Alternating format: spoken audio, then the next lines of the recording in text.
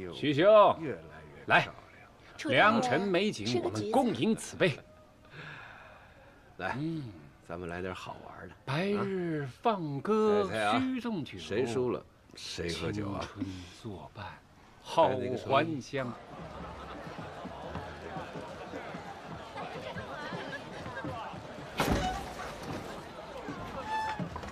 再来一口，这个不算。杨大人需要戏弄奴家，明明喂了你一口，怎么又不算数了呢？当然要用你的樱桃小嘴来喂才作数了。摄人府幕僚藏海，拜见3位大人。藏海老弟来了，来，坐。老弟啊，不必拘谨，在府中待久了，偶尔也该体会一下什么是活色生香，对笔下的文章才有注意。这是愚兄的一点浅见，老弟觉得如何呀3位大人好雅兴，只是不知杨大人把小人叫到这里来，所谓何事啊？不必那么一板一眼的。今天是杨大人的寿辰，特意邀请你来同乐的。原来今日是杨大人生辰，这小子什么也没准备呀。人来了就行，你我在侯府中抬头不见低头见，不用这么客气。你初来乍到，还没有见识过京城的繁华，今日就好好的一块放松放松。杨大人都发话了啊，不要亏了杨大人的一番好意啊。多谢杨大人。进来吧。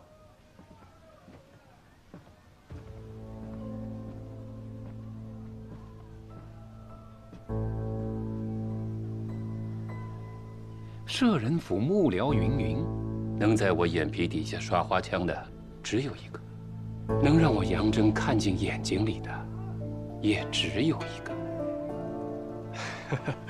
杨大人，您在说什么？小的听不懂。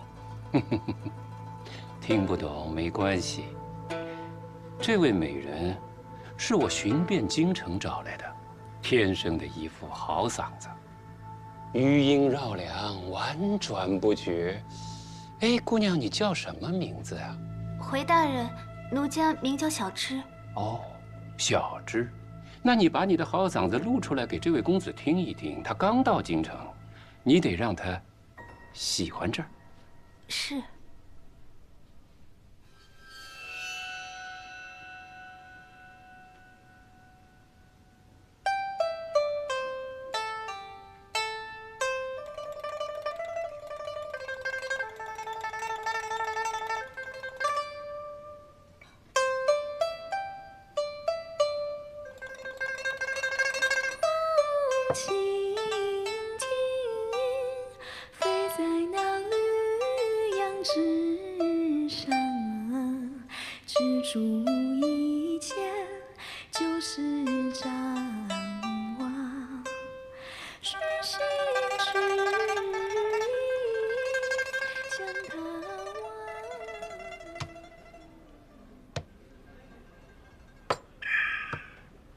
把我叫来又不理我，扫兴！我的那些朋友还等着我回去呢。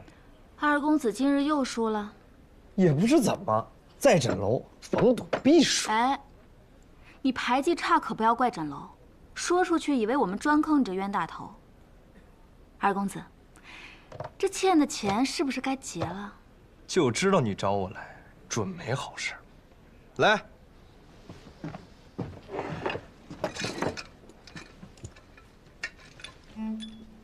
和往常一样，这些都抵给你。这些东西是值几个钱，但是在我这儿抵不了债。你也知道枕楼的规矩，我们只收四海奇珍，这些金啊银啊，我们老板有的是。不过二公子去年送来的东夏玛瑙，我们老板倒是很喜欢。哎，那都是我爹当年征战时候的战利品，很容易被发现。这样啊？那我只能把这条子送到侯府去了。哎，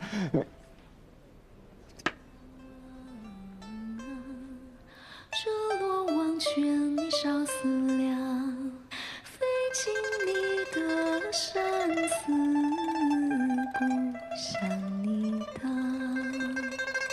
哎呀，好听，好听。好，真好听。藏海老弟，这姑娘歌艺绝伦，才子配佳人。你今日收了我的这份薄礼，从今以后咱们富贵同享。京城里边你看中哪个姑娘，哥哥我都给你送过来。看来他心气儿太高啊，恐怕看不上。公子，您就要了奴家吧。奴家家里穷，欠了许多银子，奴家得伺候。多谢杨大人的厚爱，藏海惶恐。只是小的不知何德何能，担得起杨大人如此照拂啊！我在侯府任职多年，侯爷什么脾气秉性，我比任何人都了解。侯府事务繁重，我一直想找一个人同我一块儿为侯爷效力，奈何无人让我满意，以至于让我空等了10数年。如今藏海老弟来了，你聪明，又识时务，有见识，又不乏手腕，我看了很是欣慰啊！我有意提拔你为我的副手，我们日后一同为侯爷效力，为侯爷分担。多谢杨大人提携之恩。好，这个美人得来不易，你今日就把她要了。我们就不歃血为盟，玩粗莽汉子的那套了。多谢杨大人的美意，但是这份厚礼，哎呀，小的实在是不敢收啊。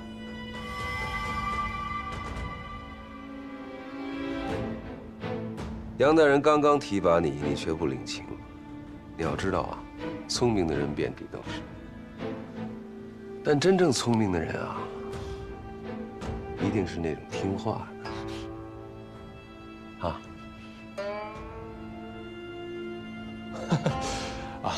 三位大人，小的只是不明白，如果不收这份礼，会有什么样的下场啊？哎呀，什么下场不下场？老弟呀，严重了！你看不上这个歌妓没关系，哥哥我不是小气的人。哎，只是你刚来侯府，我就提拔你做我的副手，难免会招人记恨。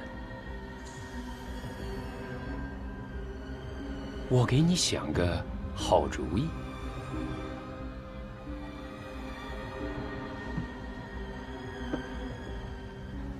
你现在就给侯爷写一封信，自行为侯爷写一部传记，需潜心撰述3年之久。这期间无法为侯爷效力。待3年之后，大功告成，协书凯旋，哥哥亲自再为你引荐一番，定让你成为侯爷身边的红人。到时候，旁人就算再记恨你，也无可奈何了。藏海老弟，写吧。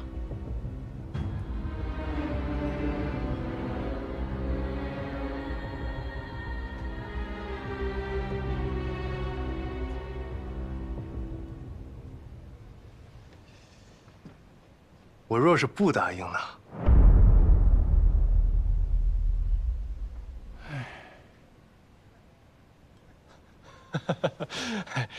三位大人的好意，藏海心领了。只是小的笔拙词穷，实在是吃不消这3年的清苦啊。今日这份印符，小的消受不起，小的就不扫三位大人的兴了，告辞。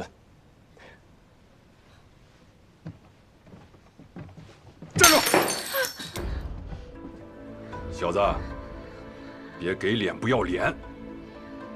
好歹我是这儿的熟客，能不能通融一下？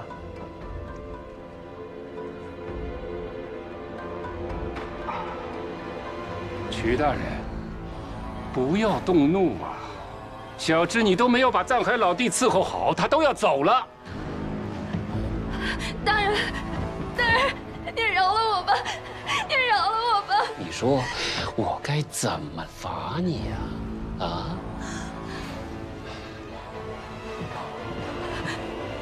公子，我求求你了，求求你，你养我！不是你干什么？你想干什么？你想干什么？你干什么？你就是要你大眼睛看着。张嘴！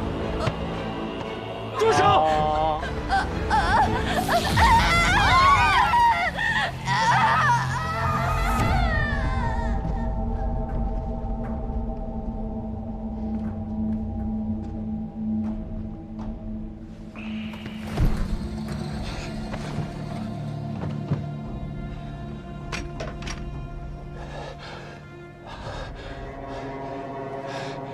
三位大人，小的是乡下人，今日这场面，实在是不知如何应对呀，坏了三位大人的兴致，还请恕罪。小的不能奉陪了。这姑娘，既然大人已经送给我了，那小的就把她带走了。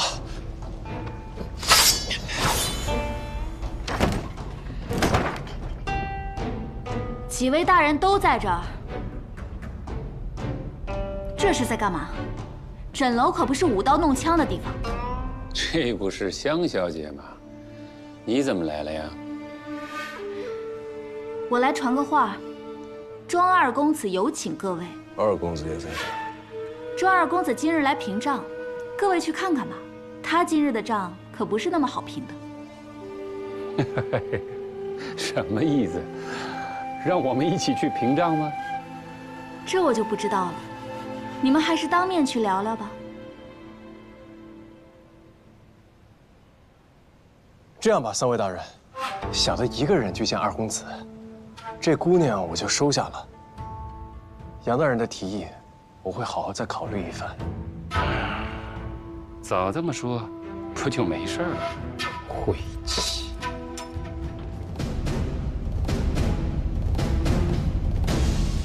朋友们，走吧。小猪姑娘，小猪姑娘，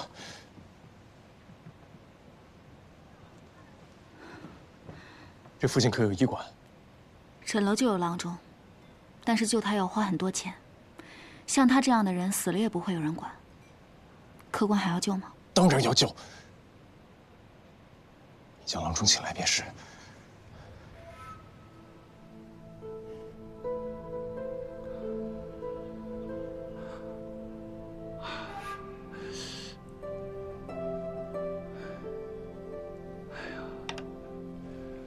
喉咙全都烫烂了，能否活下来就看他的造化了。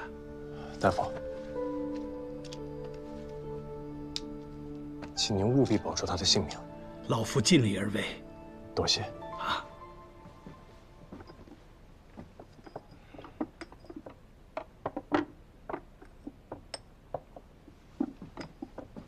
在下藏海，今日多亏香小姐出手相救。不用。上次你替枕楼挡了灾，也算是扯平了。你怎么得罪他们了？一点小事而已。是吗？不说算了。香小姐，小侄今日可否留宿枕楼？我回去取些银子过来。你不用管了，这姑娘枕楼收下了。她嗓子全毁了，在这里还能安身立命吗？这你不必担心，枕楼自会安顿好她。香小姐救了小芝，在下该如何报答？还真有一件事情需要你帮忙。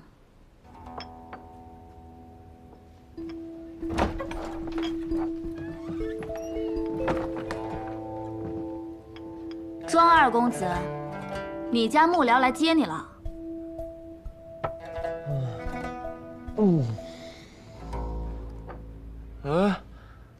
是你啊。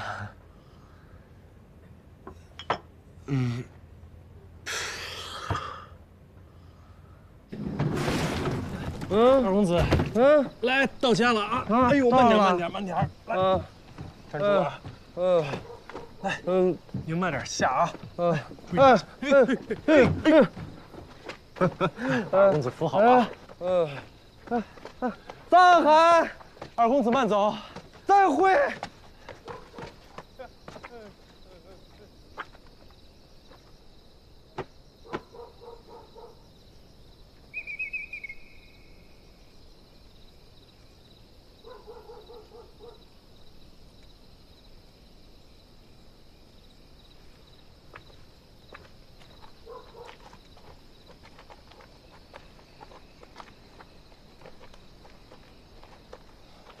今晚多亏了那位姑娘替你解围啊！但还是牵连了无辜之人啊！你现在明白自己面对的都是些什么人了吧？一群视人命如草芥、没有底线的畜生。你呢？君子有所为而有所不为，想斗倒他们。 不容易啊！杨真着急了，这就说明平津侯注意到了我，但这还远远不够。我要让平津侯知道，我比杨真更有用处。说的轻巧，你和平津侯之间隔着多少人呢？怎么入得了他的眼啊？师傅，我见不了他，但有人可以带我去见。 你是说，庄之行？他虽不成器，但的确比他的哥哥庄知府更好接近。我先去探一探，看看他能否助我破局。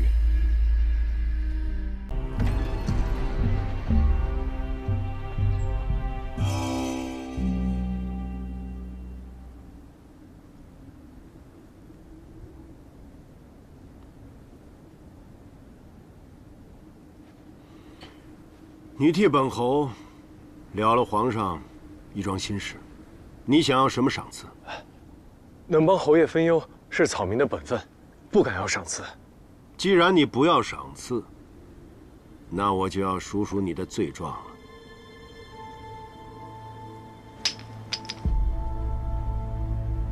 你该知道，擅改皇家葬制是要杀头的。侯爷。 草民不敢，草民不敢啊！这样吧，本侯恩威并施，先杀了你，再赏你一副上好的棺材和金银陪葬。侯爷，草民是自愿来皇陵的，不是被抓来的。侯爷可知草民为何一定要来？想显示你聪明过人。 但智者不寿，聪明人死得早。草民是想侯爷赏一口饭吃，草民想跟着侯爷侍奉侯爷。想跟随本侯的人多了，凭什么选你？侯爷的大公子在工部为官，公事繁重，草民愿用毕生所学的建筑堪舆之术，为侯爷还有大公子肝脑涂地，鞠躬尽瘁啊！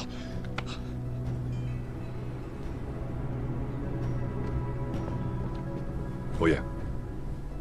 说，此人来路查明了，温州府生人，8岁父母双亡，流落到江宁府清泉镇，跟着一个木匠营生。前不久一场大火让他流离失所，只能北上寻找出路。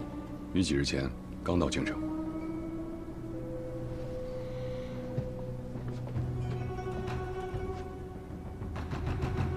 此人留用。 多谢侯爷。去侯府报道，不得有误。侯爷，小人还有一事相求。与草民同行的几人在墓道中不幸殒命，若侯爷能对他们月行抚慰，他们九泉之下定会感恩侯爷的厚德。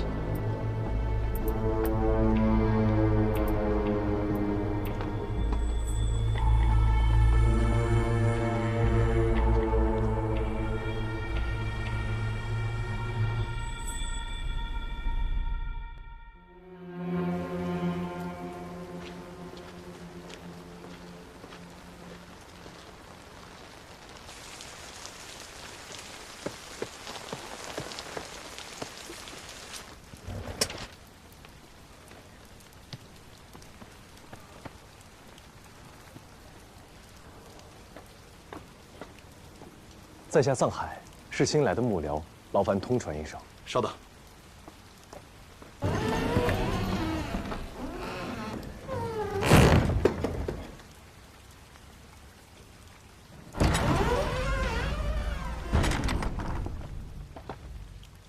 你是藏海，在下正是。这是你的衣服和腰牌，收拾好你的行李，明日去后门的摄人府报到。是。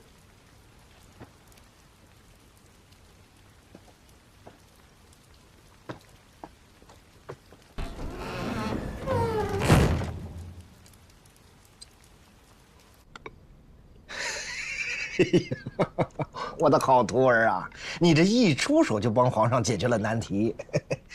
是李贵太妃自愿显灵挪冠，这样一来，皇上既得了臣心，又没有失了民心。你让宗亲在武帝首登，正好给了皇上理由；让诸王在封地守孝，特别是林子王。林子王要是回京奔丧，只怕会蠢蠢欲动。你从根本上解决了藩王回京作乱的可能。我到现在都想不明白，怎么一场大雨，这李贵太妃的棺椁就塌了呢？快跟师傅说说。这事儿吧，没你想的那么复杂。我刚进灵殿的时候就发现，这地底渗水严重，已经腐蚀了金井还有棺椁。而固定棺椁用的龙山石并没有饱和，如果此时刚好有一块雷击木楔塞进棺椁的下方，改变了棺椁的平衡，再加上一场大雨，地水滋漫，重压之下，这李贵太妃自然就显灵了。哎呀，你可是得了星斗的真传呐！啊！我只是没想到，这朝廷的贪腐之风已经这么严重了。连修皇陵都敢偷工减料，现在被人发现，倒是可以好好修缮一番。贪墨都贪到皇上头上了，别看他们对皇上三跪九叩、山呼万岁，这心里头谋的那都是门户私计。要是父亲还活着，看到如今乌烟瘴气的青天剑，该有多难受啊！无论如何，你这第一步迈得很成功，在平津侯面前大放光彩。怎么了？昨日平津侯把手放在我肩膀上，我这手竟抬不起半分。师傅帮你揉一揉。师傅你轻点啊。来，认真啊。我现在总算明白恩公为什么不让我习武了。这平津侯敢让我离他这么近，他对自己的武功一定极为自信，但他又死死地按住我的肩膀，可见此人有多么的谨慎多疑。他身边有精锐卫兵保护，又时刻贴身穿着金丝软甲，大庸数一数二的高手未必能进他身侧。就算你习武，只怕剑未出鞘就被他杀了。用武力取胜，是为下策。算了，反正如今总算进得侯府，从长计议吧。等进了侯府以后，我再好好摸查一遍，等待时机。有事就到客栈来找我，别漏了行迹。师傅，平时我不在您身边，您都在干什么呀？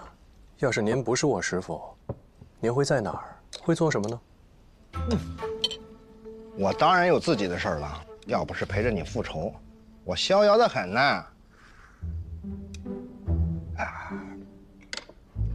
我出来的时候，信董师傅跟我说了，恩公和3位师傅的身份都可以来问你。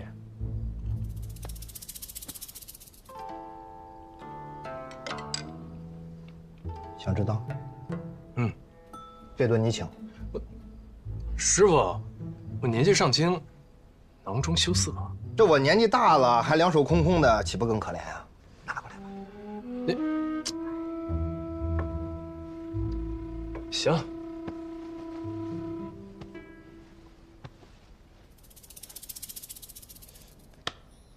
可以说了吧？我当然可以告诉你了。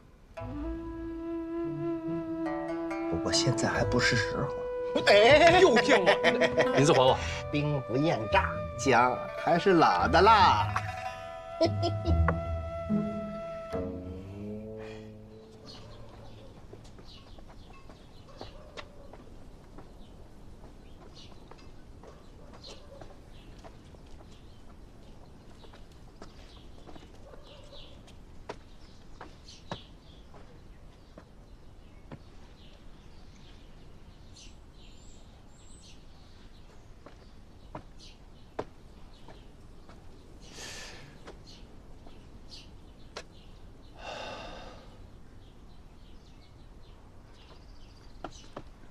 哎，你就是新来的幕僚？在下藏海。啊，我叫慧剑，也是侯府的幕僚，比你早来个2年。从今往后呢，咱们就是同僚了，是吗？不。哎，我听说你的事儿了啊，本事不小啊，居然能够活着从皇陵里出来，还进了咱们摄人府。今后还有劳慧剑兄多多照顾了。哎，照顾谈不上啊。不过我跟你说啊，在咱们摄人府里，太有本事未必是件什么好事情。大概我也关照不了你太久。慧剑兄真爱说笑。来，跟我来。我给你讲讲这儿的规矩。你刚才进来的那个门，每天卯时开，亥时闭，是专给侯府里边下人们进出的。正门呢，是供侯爷和家人进出的。除此之外，只会在逢年过节时开半个时辰。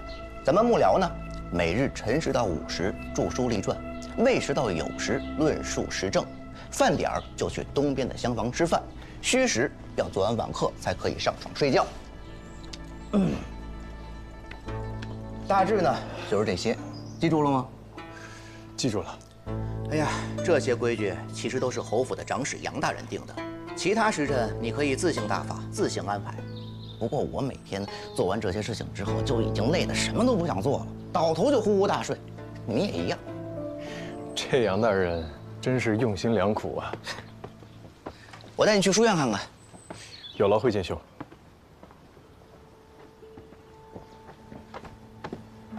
楚兄，侯府里来了青年才俊是件好事，何必如此惴惴不安？这个藏海我在皇陵里见过，此人聪明谨慎。杨兄，对此人可不能掉以轻心啊！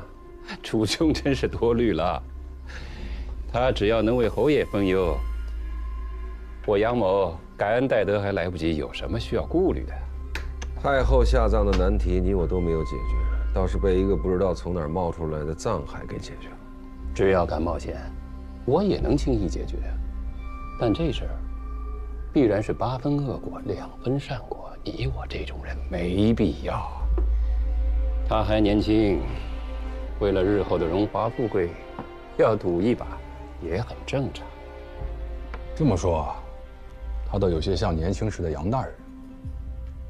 我看此人野心不小，恐怕日后不甘于在杨大人之下哦。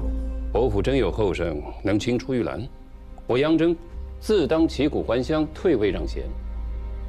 不过我听说，此人擅长的是风水堪舆啊。我看你不是替我着急，替你自己着急吧。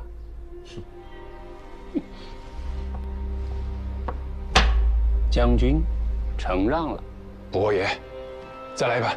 曲兄，侯府里来了新幕僚，我是摄人府的管事，不去招呼一下，有点说不过去。先走一步。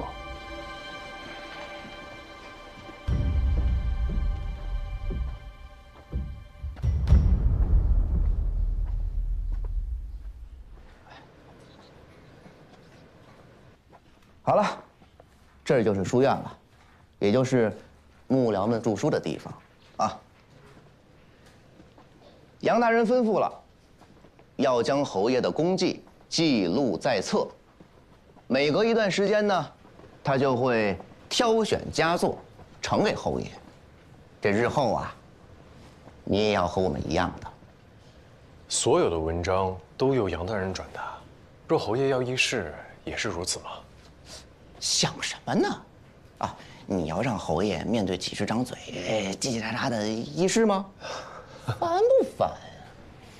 人家杨大人会把议事的条程给布置下来，幕僚们呢各抒己见，哎，他得让人记录下来，把好的呈上去。这不过嘛。这最后啊，侯爷采纳了谁的意见，我们谁都不知道，因为最后统统都变成了杨大人的意见啊。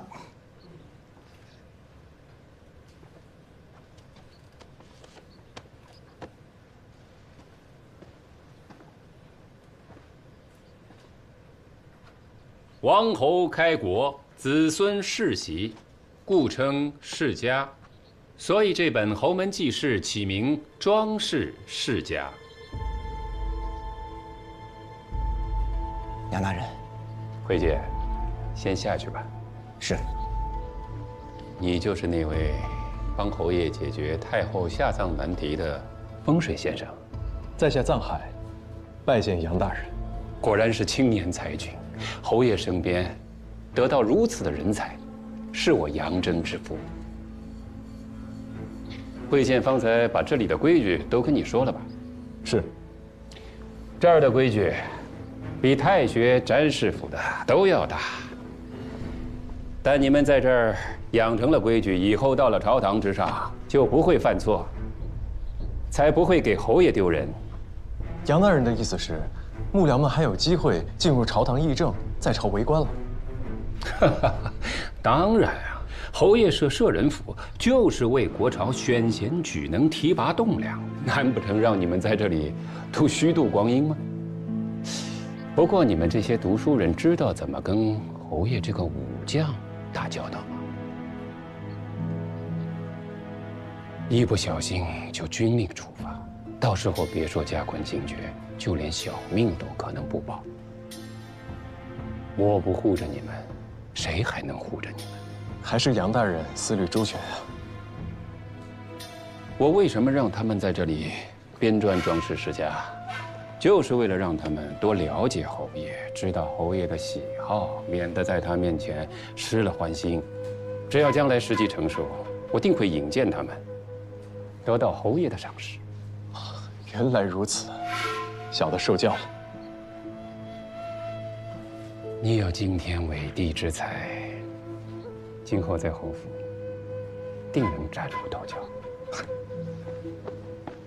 杨大人，侯爷问起今日是否有一名叫藏海的幕僚前来报道。啊，侯爷什么事？侯爷说让他看看内园的风水。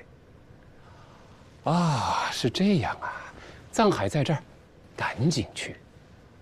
是。哦，对了，有一件要紧的事差点忘了。昨日暴雨，祠堂漏水，侯爷命我找人修缮，但祠堂的屋檐斗拱都是老式的法子，我找了一大圈都没找到会这门手艺的工匠。等又落了雨，那祠堂的祖宗牌位又要遭罪了。听说你会堪舆之术。修缮旧宅，不知道会不会？小的对堪舆营造之术略通一二，或许可以帮到杨大人。哎呀，太好了！看今天的天色，恐怕是要下大雨，不知道还来不来得及呢。算了，见侯爷要紧，别耽误正事儿。侯爷要是怪罪下来，我担着就是。怎么也连累不到你的身上。祠堂供奉的都是庄稼先祖，大庸以仁孝治天下，侯爷也是至诚至真之人。我若放任祠堂失修，导致庄稼先祖牌位受损，乃我大失职啊。可是侯爷那边，还请杨大人替小的给侯爷回个话，小的今日恐怕不能替侯爷看园子了。你放心，侯爷跟前我一定听你美言。谢谢杨大人。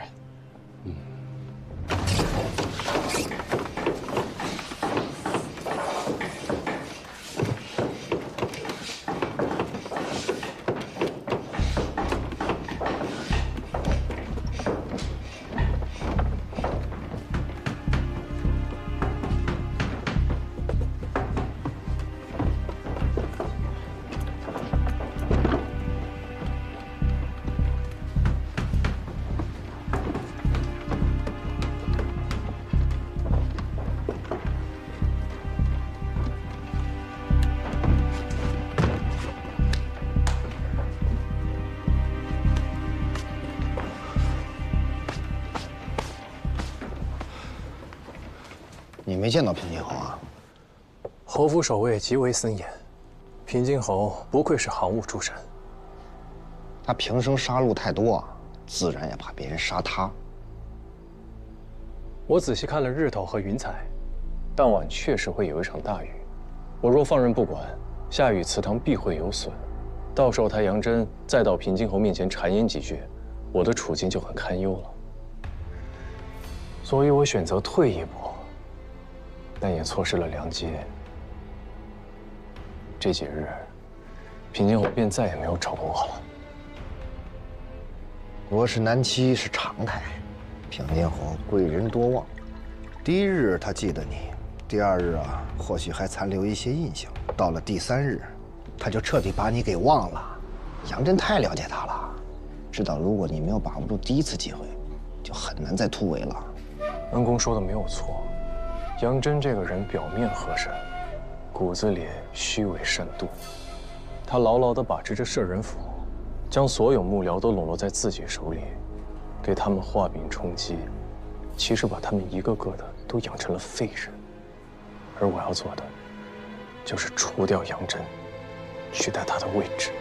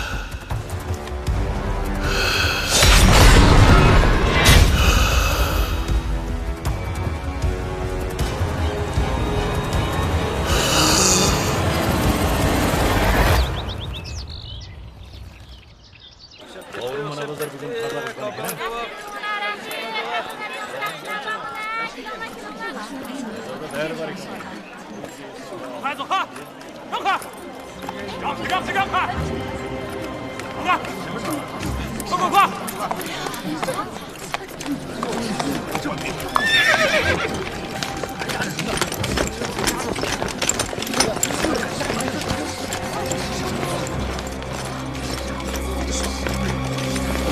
快！怀英啊！怀英！怀英！怀英！嗨！哎，乔丹，快，你跟上，我去想办法。好。快点，快跟上！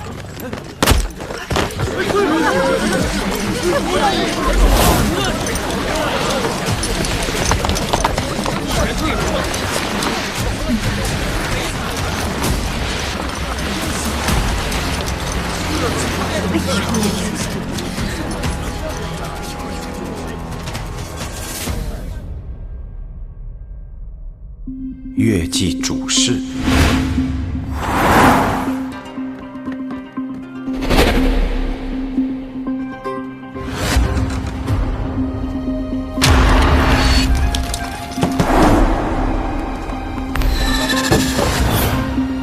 暗门。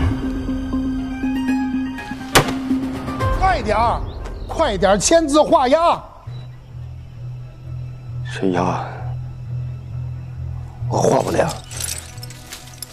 这上面写着：“菊水楼之火，属天谴之灾。”可菊水楼是楼内起火，楼外边可没着啊，这怎么能说是天火呢？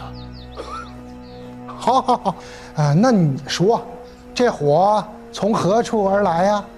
我要是说不出，这火就是你放的。火是从何而来？需要勘察现场，需要找到起火点、起火物。现在查都没查，无凭无据，凭什么就认定是我呢？你大胆！本官当然有凭据，9人8命，唯独只有你活着，不是你，难道是我？若真是我起心动念想要作案，我又怎么可能让我自己沦落到这般田地呢？嘿，你们这些乌七八糟出身的人，什么事儿干不出来？来人，给我打，一直打到他愿意说实话为止。是，住手！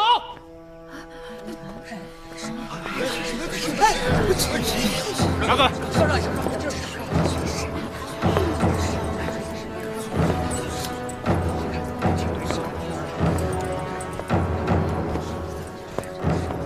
下官有失远迎，您请。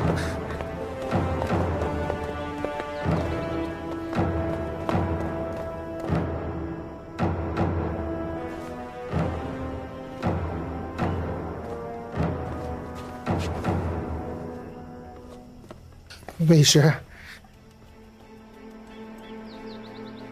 狄仁杰是昔日左丞狄知训之公子，并非你所说什么乌七八糟之人。况且他说的也没错，若是他犯案，定不会留下如此狼藉。狄仁杰也曾经是我的学生，我信得过他的为人，也信得过他的智力。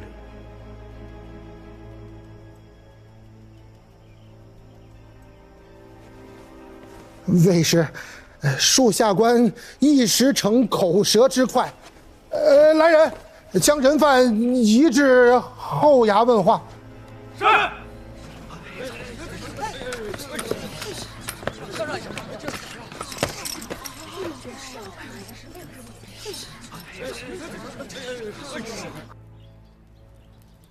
没事，事情的经过大致就是这样了。卫师，军曹回报，这现场已经焦黑，毫无踪迹可寻。仵作还在查验尸体，这案子毫无线索，到底从何查起呢？卫师，我没有纵火，居水楼究竟是天灾还是人祸？我愿查实，自证清白。你查，1旬之内，若不能破案，我顶罪。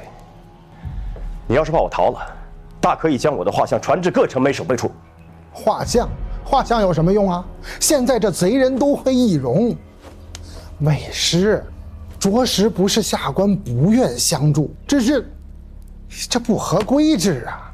卫师，贺大兴是您的笔将、爱徒，他也是我的朋友，我不愿让他枉死，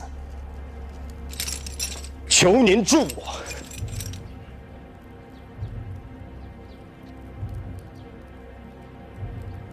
这样吧，我有个办法。这玄铁坚不可摧，没有钥匙断不可能打开。以此为凭证，就算他易容作假，只要通知城门守卫，他也逃不出长安城。我会让他住在我府中，严加看管，有我作保。这样你可以放心了。每日有证，务必回县衙禀报当日状况。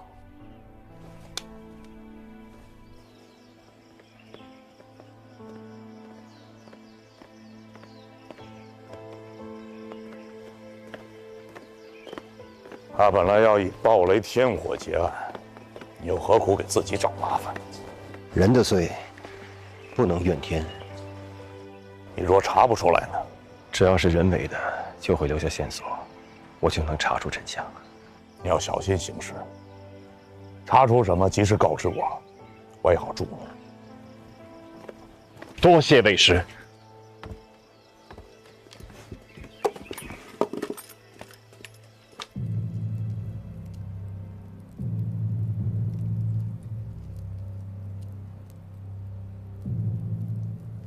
火是怎么烧起来的？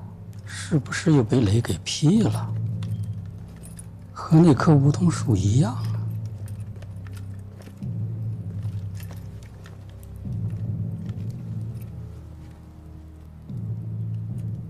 为何只有他体肤完好？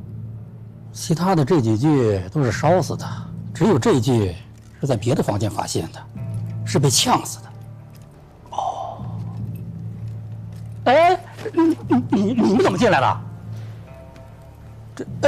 这别乱动啊！我跟你聊聊。哎，你干嘛？来，我跟你说，你别动！为什么？千万别乱动！是为什么来的？哦，魏大学士。哦，知道魏大学士。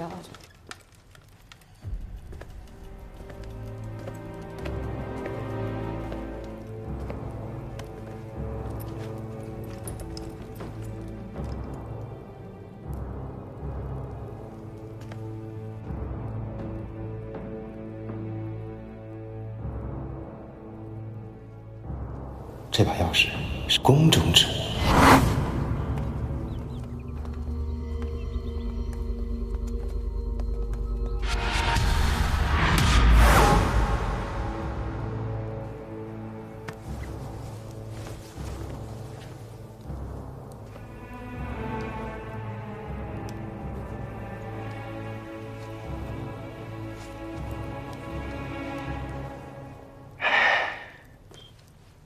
精致的娘子啊！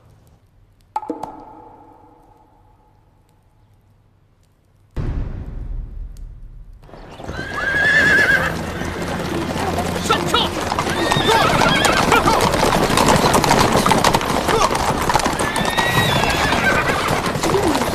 这已经第3波了。警务卫这么急，宫里肯定出大事儿。宫里能出什么事儿啊？去查一查，这东西的主人就应该知道。这从何查起啊？看流金走线，朱砂描红，不是一般人用得起的。东市有一间香料铺子叫锦苑阁，西域沪上最好的香料，都会优先供应那里。查一查，买这些香料的究竟是何人？哎，公子，你去哪儿啊？走吧，去东市。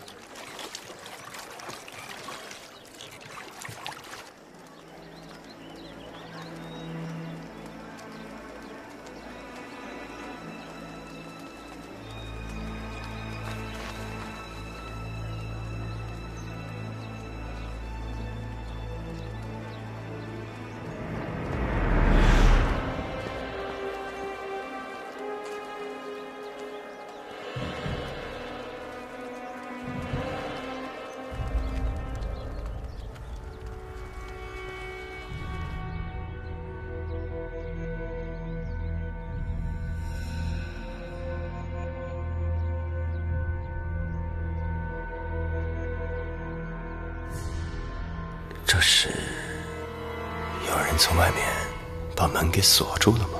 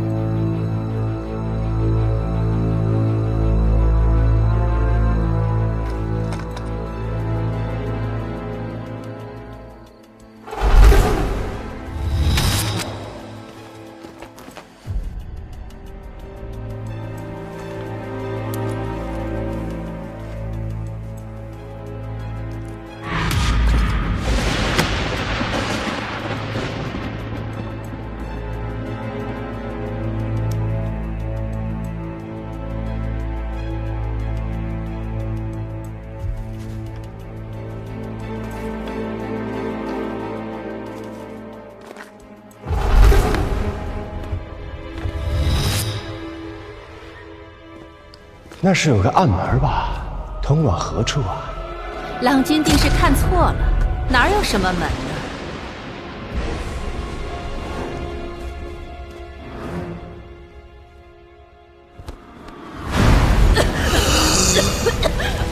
雅欣，雅欣着火了，快出来！雅欣！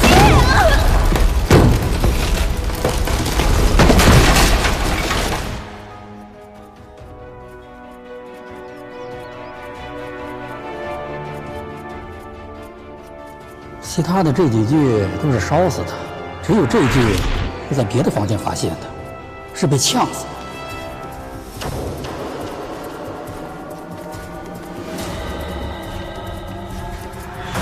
雅欣，快开门呐！快点开门！啊！阿紫，阿紫，你开门！阿紫，开门！阿紫。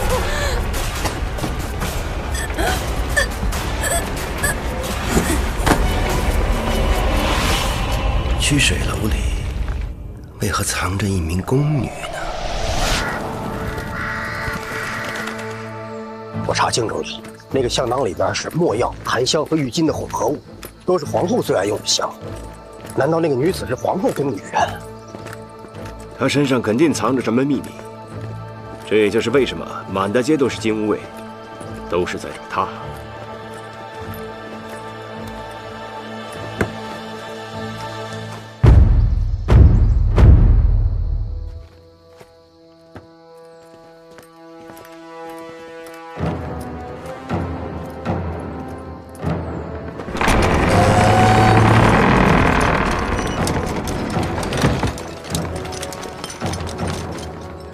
何人扰金无畏？我知道那名死者的身份了。你知道？她是皇后身边的私保宫女。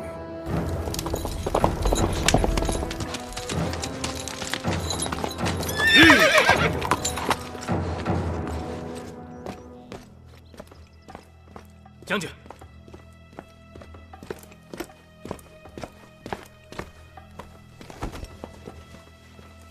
就是他。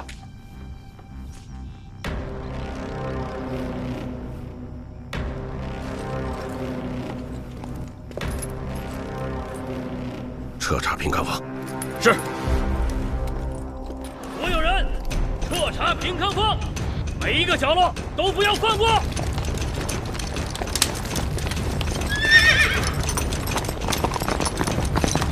这人谁啊？皇后的侍卫，康志毅将军。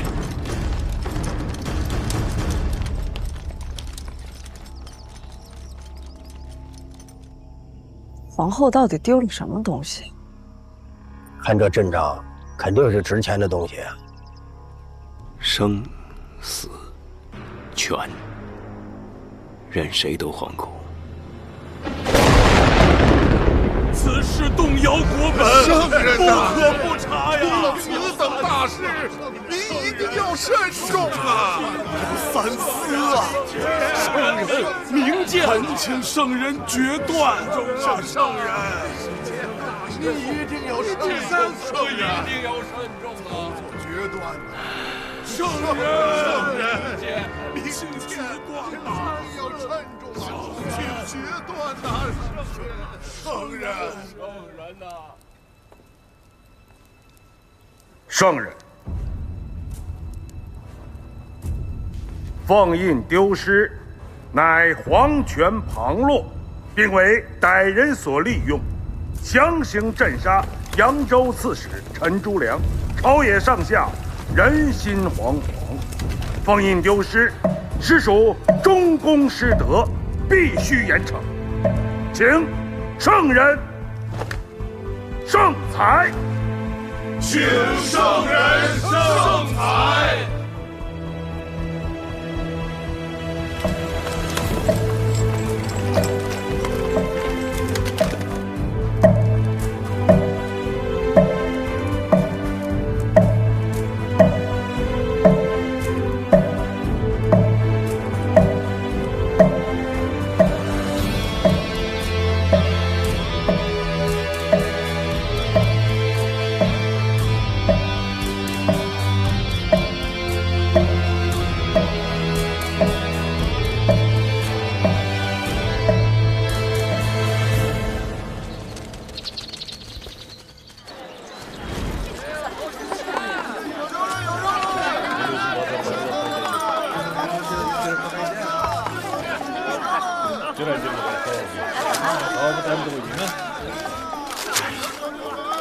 你到底要找什么呀？你看你把我这儿搞得那么乱，你是干嘛的呀？你看我在干嘛的？官府的？将军府的？皇宫的？别问，问多了都是事。哎，老板啊，你这个东西多少钱啊？这个10文。你这太贵了。哎，不贵不贵，还可以便宜点。哎，这个真好看啊！这多少钱啊？8文一个。妹妹长得这么漂亮，你不能给人便宜点？5文。好，行，5文。那就5文。谢谢啊。哎，你在开门？哎，朋友，看一看。老板，这能尝尝啊？哎，可以，尝尝啊。哎，这真好吃。是吗？你们尝尝。我尝尝吧。来，是吗？来，尝尝。哎，你们别光吃嘛，到底买不买啊？是啊，该买还得买，该付钱还得付钱。好。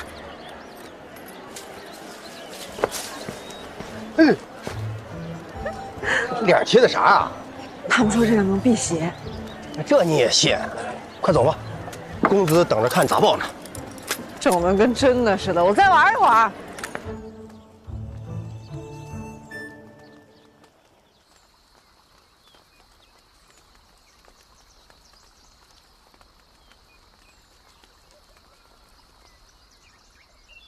怀英啊，果然是游过西域的人，见多识广，真让人羡慕。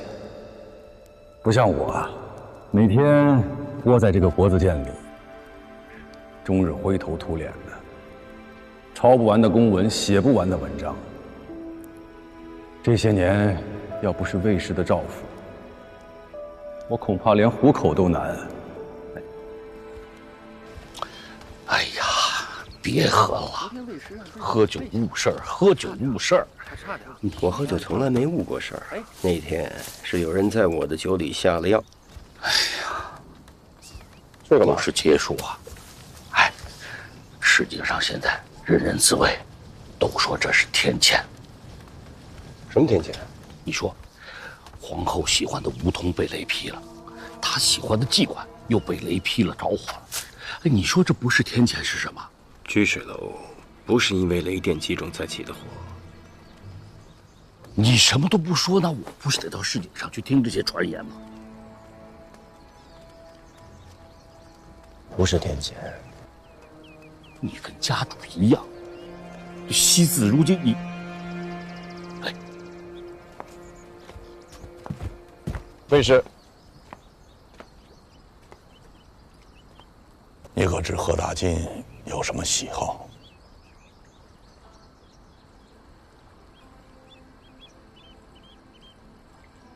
这几日，我总是能梦到他，可是，在梦中，又总是看不清他的容貌。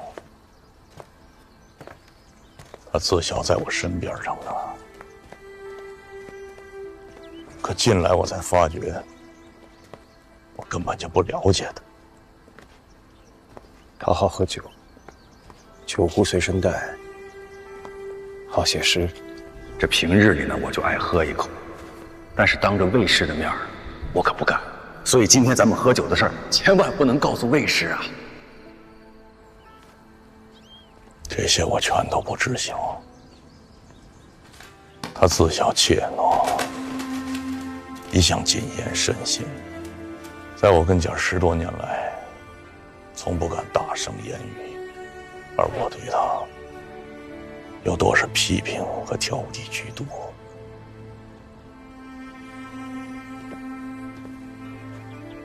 卫士节哀。私人一事，我现在担心的是你2日一过，火从何处起？可有眉目？居水楼内易燃物太多，起火点不好找。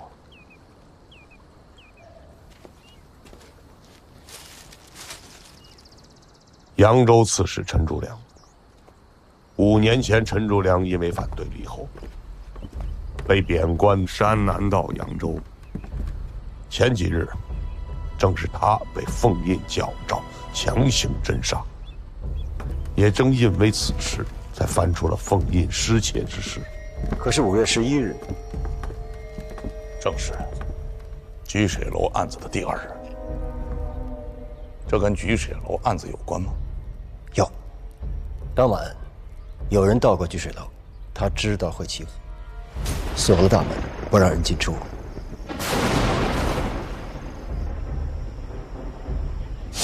我没死，纯属侥幸。是什么人要杀你们？不是想杀我们，他要杀的是掌印宫女雅欣。雅欣坚守自盗封印，事成之后被人灭口。据万年线报，居士楼管事儿的乐伎是雅欣的同乡，牵连了这么多人，都是因为雅欣。这些你是否向万年县令汇报？还没有，这些都只是我的猜测，没有证据。但居水楼一案和凤印遗失一案有着千丝万缕的联系，放火的恐怕就是偷印之人，是皇后的敌人。你看了那么多杂报，怎么还不明白？皇后改心，触犯了太多人。我就是想说，这扬州的杂报内容不实，我不信真的有农人会抵制改新。皇后的科举改新改掉的是门阀的垄断，农事改新不再追究脱籍的流民之罪，还让他们就近落户，安排田产，民有所耕，地有所长。这是我这些年来四处游历亲眼所见。亲眼所见，难道就是真吗？皇后凤印一事，